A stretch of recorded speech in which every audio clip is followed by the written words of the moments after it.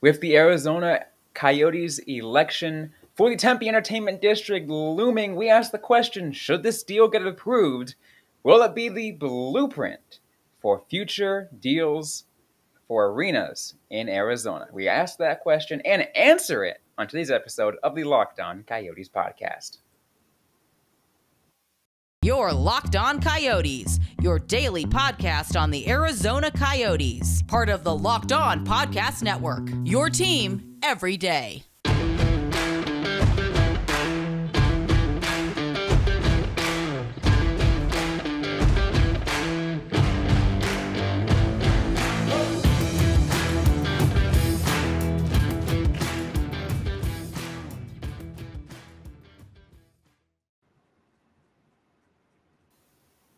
Welcome to the show, everybody. I am Robyn Leonio. That's Matthew Jacobson. On today's episode of the Locked On Coyotes podcast, I want to thank everyone for making this show your first listen every day. We are free and available on all platforms, including now on the Sirius XM radio app. We got a great show for you guys on today's episode. We are talking about, the upcoming election and whether or not the arena deal is the blueprint, Matthew, for future arena deals, because it really has a lot to unpack here. Carl and I have talked about multiple times that this is one of the best arena deals, not just in the state of Arizona, but in like the entire North America. Yeah, this is literally one of the best, if not the best arena deal, modern arena deal, but also in the state. It's a paraphrase, the butchering of a quote from Mayor Corey Woods, but this literally is the best arena deal so far in the state, considering the fact that it would also be the only building, at the very least, Greater Phoenix area, because I'm not too knowledgeable on the Tucson situation or how it works up there at the Findlay Toyota Center, but it would be the only building that's not, property tax exempt just indefinitely. So, little nugget there. Yeah, so it's like, we take a look at that. We can go, excuse me, we can go ahead and break down the, some of the elements of the, specifically of this deal, of the Coyotes deal, because like it's, there is a lot to unpack in the sense that, look, I just cannot imagine another, especially in Arizona, public money being used again, because if Alex Morello can put up $2.1 billion to build an entertainment district off of what's right now landfill, what's stopping a lot of other teams in Arizona and in the country really from finding ways to really create something new. With all due respect, it's a compost yard. Despite the fact that it's still going to require, costly remediations, and it's essentially a landfill, but hey, compost yard. It'd be very hyper specific. But yeah, no, it's $2.1 billion. And I know the figures have shifted a little bit. Everything has shifted a little bit, but it's $2.1 billion privately funded, $2.3 billion total, or it's $1.9 billion, the $2.1 billion total. Ever so slight variation.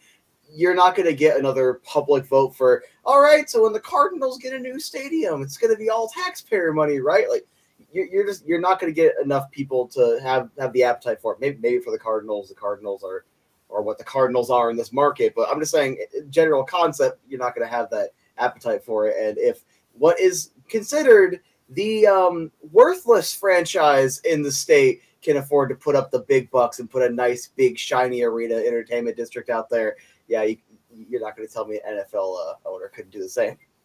And especially if the idea that, and it was like when the idea of the Tempe Entertainment District first came to me, Matt, I was like really intrigued because I think even before the RFP was officially like put together, like what I think when Tempe issued out the request itself, when they said, like, essentially the idea is that they wanted an entertainment district, and they're like, we want to mirror something somewhat like the Deer District in Milwaukee, because I think they're a good example because the Milwaukee Bucks were in the NBA final at the time, and I was like, that's actually a good idea, because you look at I mean, even not just that, but you look at entertainment districts around the world. Let's look at Toronto, right?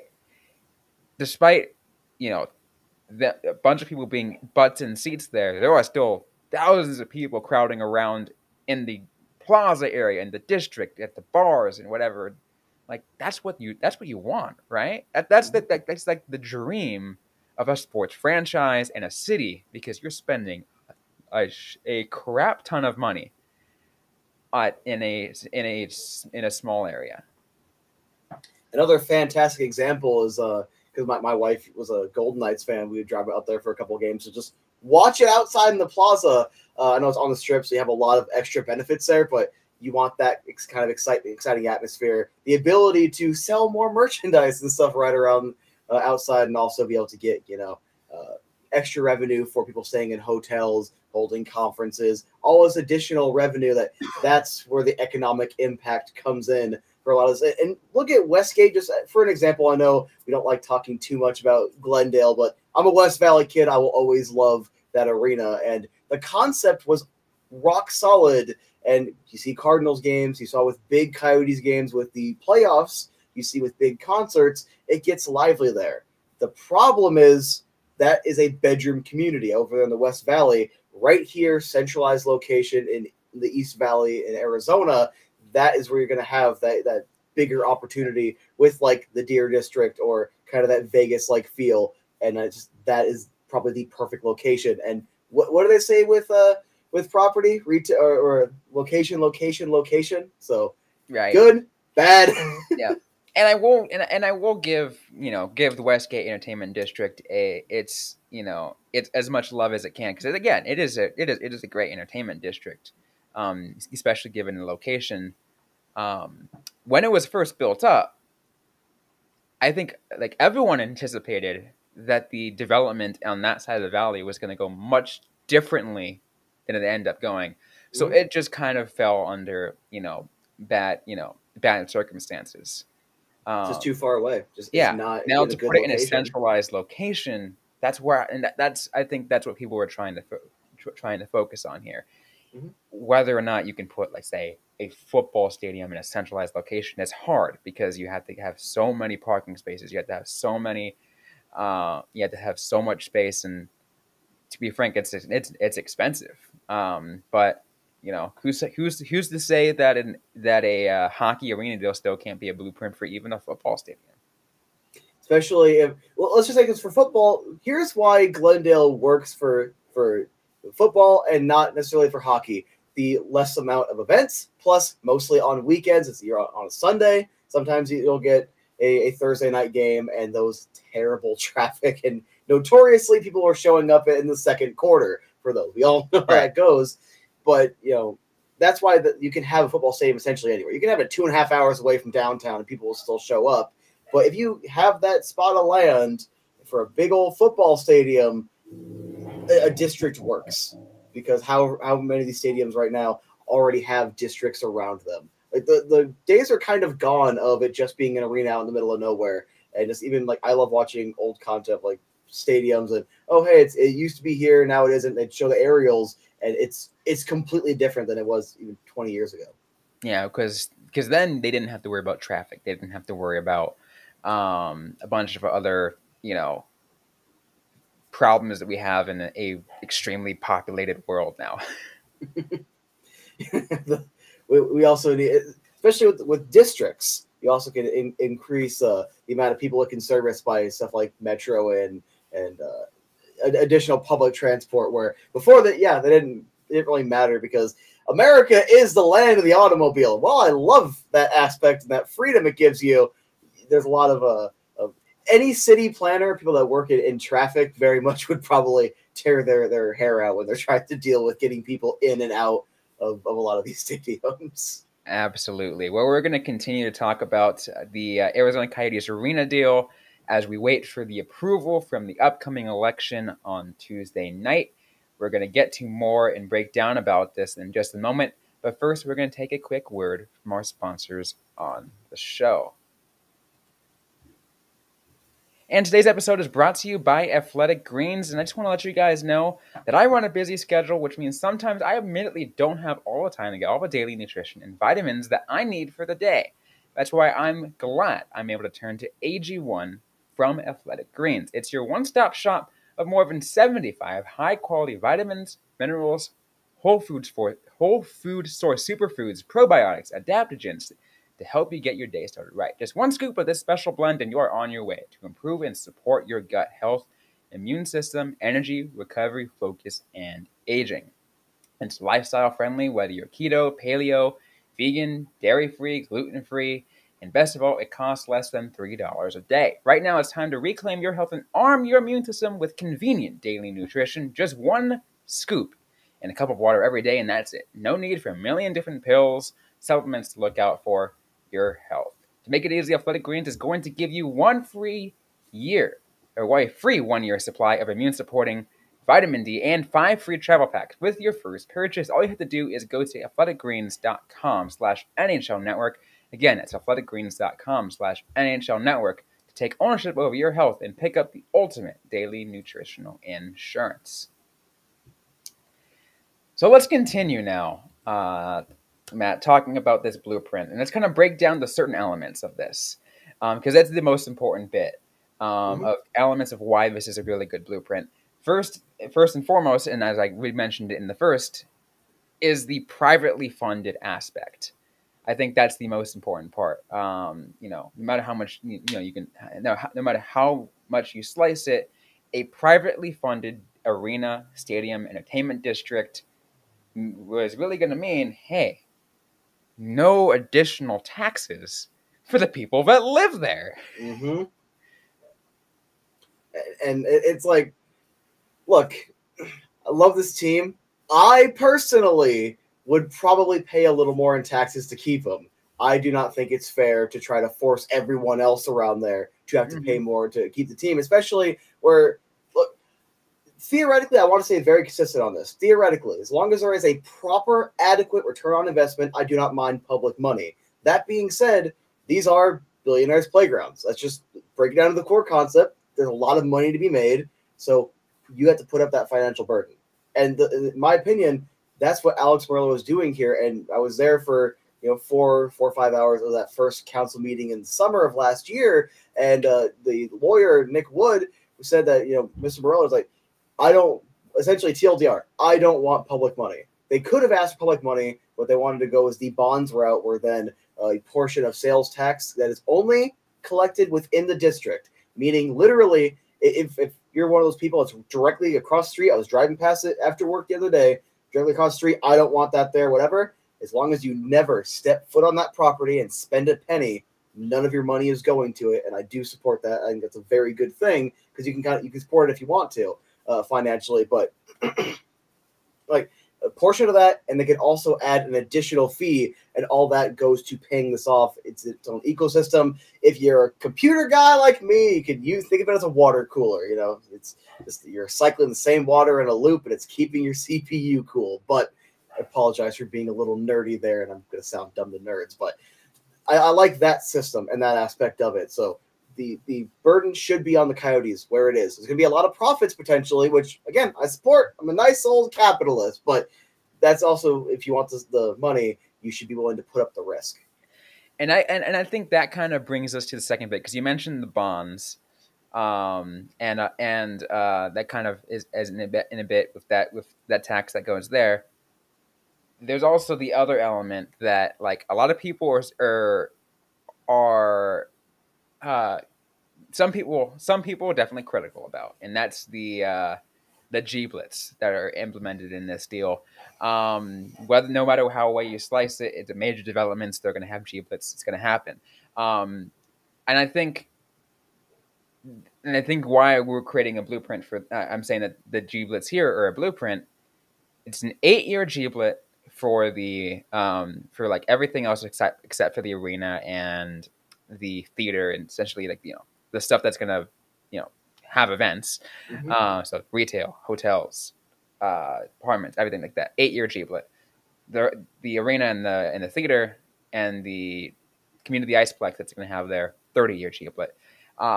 if you compare that, Matt, to everything else here in the Valley, Desert Diamond Arena, formerly Gila River Arena, State Farm Stadium, Chase Field, Footprint Center, all those lifetime giblets, no property taxes they don't have to pay for forever, versus a 30-year. Like, I mean, correct me if I'm wrong. Those are all also owned by the cities or state. Because I've worked off and on at State Farm Stadium since late 2015. Arizona Sports and Tourism Authority owns and runs it. Like that is a state building. So it's like, I get it, right? You don't want to siphon more money out of yourselves, but right. When it comes to a giblet, like, and a lot of people don't understand this, and it took me a little bit to grasp it because I'm not a politics guy. I'm a dumb old hockey guy, but it's literally just a leasing tax. It replaces the property tax with a leasing tax. So for, like you just mentioned, all the retail, hotels, 8-year giblet. Then after 8 years, it goes to being a regular standard property tax. 30 years, along with a 30-year no relocation. That's from the NHL side, and I think it is a 30 or slightly above 30-year lease. But it's a 30-year lease, and then anything past that, it's just going back to regular property tax. So I think with how the giblet works is it's because you want to stimulate development and investment into the economy. Of course, it's a little less than the property tax would be, but it's not just you don't get taxed anymore. Oh, and also no, because they still do pay taxes. Mm-hmm. Oh, and also let's just forget about how much money that it's already in the deal. Go ahead and read it yourselves. I'm pretty sure Robyn will leave links below to the official Tempe.gov website. I love Tempe wins. All right, I can endorse it, but you want the least biased information and sources possible for it, where it's like, oh, they're putting money for is a fire/police station. There's going to be, the local first responders you need there. It's going to be money going into affordable housing, into schooling there. All this different money and investment going to where it belongs in the Tempe community. Yeah, and I think that's so that's a lot what the giblet's going to go for. Plus, even more so, adding to the blueprint, the Arizona Coyotes are going to give the city additional money to spend as they please for certain elements. Like I mentioned just earlier, traffic. So like here's $200,000 a year. Spend it on however you think is best that could fix any potential traffic, not just in the area that's going to be around the district, but in the entire goddamn city. Gosh darn it! But that right there, it's yes, there are tax breaks, and look, if you want to stimulate development, tax breaks are the way to go. Obviously, use it with a scalpel. Use it, a little more conservatively like that. Don't just, hacksaw or whatever. But the Coyotes are also in this agreement putting in millions of dollars into local investment that it doesn't even count with the taxes. Like, it's not just, oh, well, the taxes generate. No, this is money coming from the Coyotes themselves. On top of that, is it $50 million that's non-refundable as soon as shovels hit the ground? As soon as, $50 million for the initial land, like the and the non-refundable deposit for the land sale. And I apologize. Go ahead. And you said, like you said, that's right when the shovels hit the ground, which could happen literally the next day after the election. Although Javier Gutierrez is on record saying between 30 and 45 days, there's red tape. That's just, but theoretically, you are 100% right. They could do it the next day, but just so you have that additional context, there's red tape and whatnot. Exactly. Yes. That's why I said theoretically. But like one thing also, just one last little bit of information just for the Tempe specific. They also kind of said this directly. It was a little jarring. The city of Tempe could just take that money, get out from the deal, and just start remediation themselves. Now, that wouldn't be enough to cover the remediation, but they literally could. Like, I think it was Mayor Corey Woods in the second one, or when they unanimously voted to send it to referendum. Like, literally, we could take the money and do it ourselves. Just saying, all the risk is going on the Coyotes where it belongs. Again, same thing with the profits. The profits also go there, but the risk, first and foremost, is where it belongs. So I think that's a really good blueprint for every other stadium and arena because, again, proper ROI, I don't mind public money, but if you want those big profits, where's that big risk? My IRA looks terrible. I gamble. Absolutely. Well, let's go ahead and put that plan into action. We're going to kind of take another team in the state of Arizona and figure out maybe like how they can use that blueprint moving forward. We're going to get to that in just a moment, but first, a quick word from our sponsors on the show. Game time. It's game time for me, boys. All right, so buying tickets shouldn't be stressful, right? It usually is, but it shouldn't be. Game time is a fast and easy way to buy tickets for all sports, music, comedy, and theaters near you. With killer deals and last-minute tickets and their best price guarantee, you can stop stressing over the tickets and start getting hyped for the fun you'll have. I think it was yesterday I wanted to go to a D-backs game, and you know what? We needed a platform to go ahead and get some tickets. Game Time is a place for last-minute ticket deals. Forget planning months in advance. Game Time has deals on tickets right up to the day of the event. Get exclusive flash deals on tickets for football, basketball, baseball, concerts, comedy, theater, and more. The Game Time guarantee means you'll always get the best price. If you find tickets in the same section or row for less, Game Time will credit you 110% the difference. So, snag your tickets without stress with the Game Time app. Download the Game Time app, create an account, and use code LOCKEDONNHL for $20 off your first purchase. Terms do apply, but again, create an account and redeem code LOCKEDONNHL for $20 off. Download Game Time. Download Game Time today. Last minute tickets, low price guaranteed. We got this. Well, thanks again, everyone, for listening to today's episode of Locked On Coyotes. I want to remind everyone that you can listen to our show everywhere you get your podcasts as part of the Locked On Podcast Network, your team every day.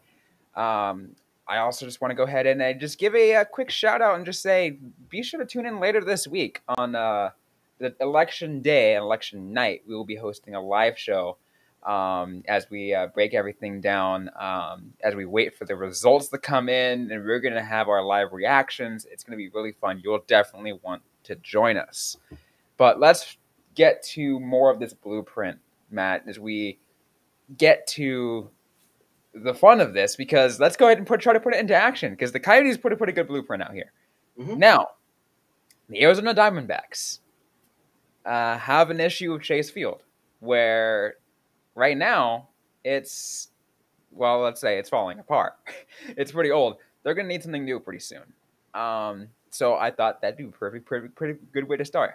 Like, how do they implement the Coyotes blueprint to make their new ballpark? Step one, Alex Barullo buy the team.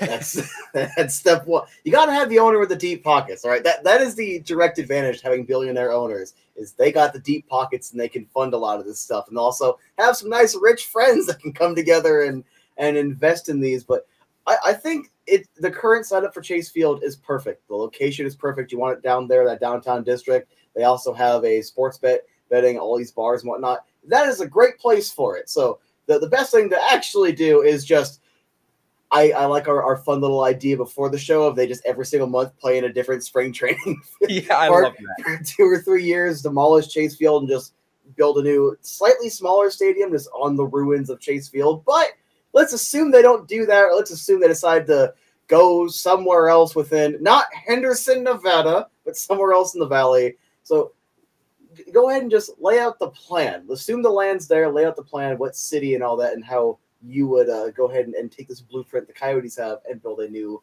Chase Field. And I think you, like you said it first, so for that billionaire, they gotta, like I mentioned it, I just can't see another ballpark, ask for public money again in Arizona, because the Coyotes are going to set the bar. So the Diamondbacks need to, if anything, like shovel, shovel 95% at the very least, 95% private money to fund their new ballpark. Mm-hmm. And if they do my idea, it'll be a lot cheaper because you're just demolishing and then putting a new ballpark there without having to worry about the district. But let's just say the land already. Yeah. So, but let's just say they decide they want to go put it somewhere else. And there, of course, was the idea a few years ago where they could put it on Salt River land. But let's just say it's somewhere in Chandler or Mesa. It's just a nice piece of land. So you'd want that ballpark. I know they want a little bit less seats. I love sitting up at the very top of Chase Field, but it's a little terrifying, and it makes you feel dizzy on the way up. So it's one of the steepest upper decks, so they'd want to make that a little bit smaller. So what, 30 some odd thousand seats, 35,000 seat ballpark. So then you'd have that nice building right there, be a little smaller than it is now. And then you'd want to have some bars, restaurants, hotels, because you want somewhere for the visiting teams to stay or visiting team fans. Or if you just have, all-star game amenities and stuff like that, that's how you make a lot of money down the line. So you want nice hotels. You want that retail space. The retail isn't quite as important to me as the hotels and everything, but if you take this brand new Coyotes blueprint or even try to translate a little bit of what they're doing with Westgate and Tanger, but in a better location, the blueprint right there works. And also, I would like a new ballpark. Yeah, I think that's the most important part, having like certain elements of shops and restaurants, hotels, all near, within that close proximity, because like, hey, you want people to be right next to there. You want like an entire, again, you want the district, you want the people to be like to spend not just game time there, but the day there. Like as in like example or whatever, like, when I went to the Diamondbacks game earlier, there's like, there's a lot to do in downtown. So I literally arrived in downtown early in the afternoon, kind of did some like kind of walking around downtown, maybe, and kind of did some window shopping, maybe find a bar, get a drink. And then, when gates open, it's like, hey, I can go inside now. Like, that's why you do that, right? That's why you have it within a district, and a district that can easily just bring more people into a certain area. You were right. You're right in saying that the current site of Chase Field is perfect. So that gives you a perfect example. And as a slight little example, I want to build on what you said. I'll try to do as quickly as possible. My buddy Mason was coming into town for one of the last St. Louis Blues games in Glendale. We were hanging out throughout the day. He stayed at a hotel across the street over there by Tanger. We had lunch at Carl's Jr. We were all messing around. I got way too many jerseys, and I should have bought lunch at Buffalo Wild Wings and Carl's Jr. the next day.